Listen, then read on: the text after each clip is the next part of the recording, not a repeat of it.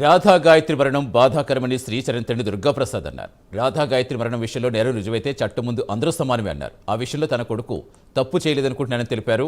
ఇదే అంశంపై శ్రీచరణ్ తండ్రి దుర్గాప్రసాద్తో మా correspondent Narasimha face to face. ముస్సోరిలో అయితే అనుమానాస్పదంగా మృతి చెందినటువంటి రాధా గాయత్రి మరణం అయితే ఒకసారిగా చర్చనీయాంశంగా మారిందని చెప్పవచ్చు. చూసుకుంటే తమ కుమారుడు ఏదైతే దీనికి కారణం కాదని కూడా ఏదైతే శ్రీచరణ్ తండ్రి అయితే తల్లిదండ్రులు కూడా ఆవేదన వ్యక్తం చేస్తున్న పరిస్థితి నెలకొంది.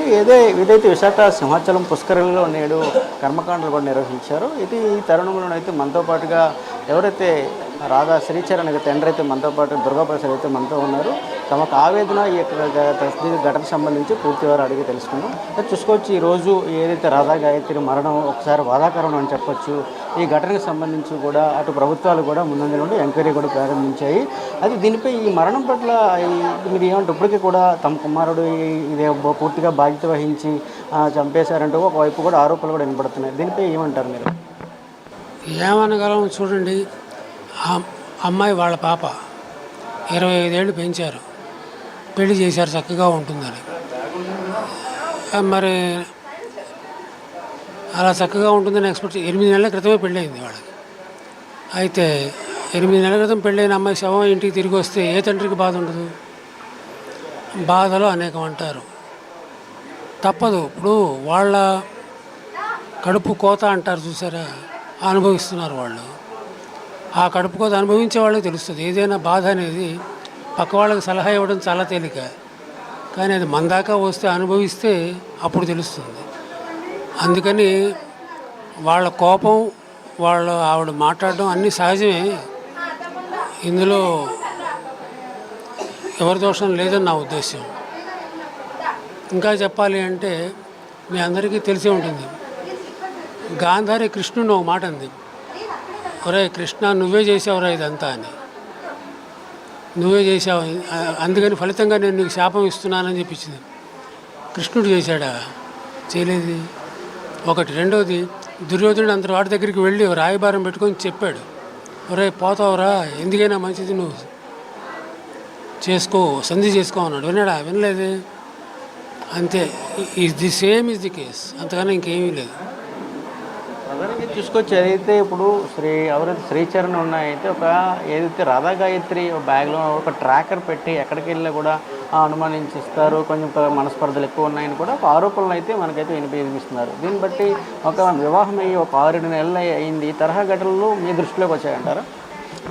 ఈ ట్రాకర్ విషయం నాకు జనవరిలోనే తెలిసింది. తెలిసినప్పుడు ఒకసారి వాళ్ళ నాన్నగారు, రాధా గాయత్రి వాళ్ళ నాన్నగారు అమ్మగారు ఇద్దరు ఢిల్లీ వచ్చారు. నేను మా ఆవిడ కూడా కూర్చున్నాం.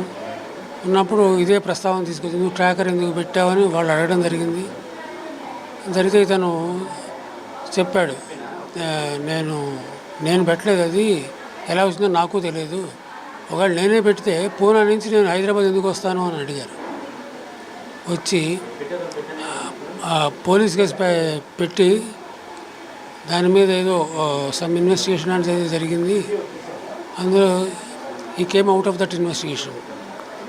అంత క్లీన్ చిట్ వాళ్ళే ఇచ్చినప్పుడు మీరెవరు నేనే పెట్టాను అంటానికని చెప్పి అతను అన్నాడు అప్పట్లో.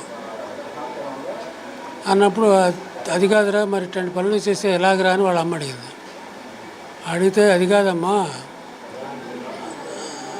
నా యొక్క పద్ధతి వేరు, నేను చేసే అంటే ఒకటి కోయర్సివ్ టైం అంటారు కదా, ఒక్కొక్క టైంలో భార్య అంటే భర్తకి, భర్త అంటే భార్యకి ఈ అనుమానాలు ఉండడం సహజం.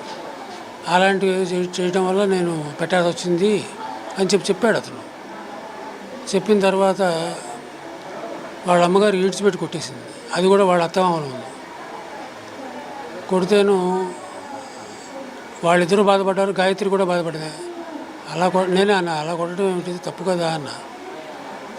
వాడు నా కొడుకండి అని చెప్పి ఆవిడ. సరే నేనేం మాట్లాడలేదు ఇంకా. అంటే ఏదైనా తప్పు చేస్తే ముందు మేమే ఊరుకోము, కన్న తల్లిదండ్రులుగా మేమే ఊరుకోము. నేను ఆ ట్రాకర్ విషయంలో మీకు చెప్పగలిగింది ఇది ఒకటే. ఈరోజు 12 రోజులైన ఈరోజు ఇక్కడ కర్మకాండ అయితే నిర్వహిస్తున్నారు. అంటే ఇప్పుడు వరకు ఇది ఎక్కడ ఉన్నారంటారు? మీకు టచ్లో ఉన్నారా, లేదా ఎక్కడ ఉన్నారని భావిస్తున్నారు? నాకు టచ్లో లేడు. అతను ఢిల్లీ వెళ్ళి ఢిల్లీ నుంచి డెహ్రాడూన్ పెడతానని చెప్పాడు. ఎందుకంటే ఇన్వెస్టిగేషన్ ఆఫీసరు స్పెషల్ మార్చారన్నానే ఇన్వెస్టిగేషన్ ఆఫీసరు వాడిని రమ్మని పిలిచాడు. మరి వాళ్ళు కోఆపరేట్ చేయాలి కదా. That's why he's gone to Dehradun I think. తండ్రిగా ఏదైతే ఇప్పుడు ఆరోపణలు అయితే వస్తున్నాయో శ్రీచరణ్ అయితే ఇప్పుడు రాధా గాయత్రిని అయితే చంపారని చెప్పి ఒక ఆరోపణలు అయితే అనిపిస్తున్నాయి. ఒక తండ్రిగా మీరు ఏమంటారు ఈ కేసు విషయంలో? నేను చూడండి, ఒక విషయం మన బుర్రలో అనేకమైన ఆలోచనలు ఉంటాయి, అనేకమైన దారులు కనపడతాయి. ఇలా ఈ స్టేట్లో ఇలా పెడితే హత్య జరిగి ఉంటుంది, ఈ స్టేట్లో ఇలా పెడితే హత్య జరిగి ఉంటుంది. కానీ మనం చూడలేదు కదా, ఇది మనం ఎలా మాట్లాడగలం? అలాగే నేను కూడా వాళ్ళు ఆరోపణలు చేసి వాళ్ళ కడుపు మంట అట్లాంటిది తప్పదు, మనం భరించాల్సిందే. చూసుకుంటే అటు ముస్సోరి ప్రభుత్వం, మన రాష్ట్ర ప్రభుత్వం కూడా దీనిపై స్పందించింది, తీవ్రంగా అయితే దీన్ని స్పందించి ఒక కమిటీని కూడా ఏర్పాటు చేసి దీనిపై కూడా విచారణ అయితే జరుపుతున్నారు. అయితే దీనిపై కూడా ప్రభుత్వం తరపు నుంచి మీకు ఏ విధమైన అప్పుడు ఒక శ్రీచరణ్ తండ్రిగా మీకు ఏదో న్యాయం చేయాలని కోరుకుంటున్నారు? మా వాళ్ళు నిరపరాధి అని నమ్ముతున్నాను. ఇక మిగతా కార్యక్రమాలు అంటారా, వాళ్ళ పని వాళ్ళు చేస్తారు. మనం వెళ్ళి వాళ్ళ పనుల్లో వీళ్ళు పెట్టాల్సిన అవసరం లేదు. ఇప్పుడు అన్నం కంచం ముందు పెడితే ఎలా తినాలో మనకు తెలుసు కదా, ఇది కూడా అలాంటిదే. That's it. చూసుకుంటే అయితే మీ తరపున ఇప్పుడు ఏదైతే రాధా గాయత్రి కుటుంబానికి మీరు ఇచ్చే భరోసా భవిష్యత్ కాలంలో ఎలా ఉంటుందంటారు? వాళ్ళ కుటుంబానికి ఆయన నాకు వియ్యంకుడు, పిల్లనిచ్చిన మామగారు, ఆ దర్జా ఆయనకి ఎప్పుడు ఉంటుంది. వాళ్ళ అమ్మగారు మాకు చెల్లెలు లాంటిది, ఆ దర్జా కూడా ఎప్పుడు ఉంటుంది. ఇవంటారా, ఈ ఆరోపణలు అవి అంటారా, ఇవాళ ఉంటాయి, రేపు అన్నీ పోతాయి. 3 రోజులు పోతే అందరూ మర్చిపోతారు. కాబట్టి ఈ విషయంలో నేను చెప్పేది ఏం లేదు.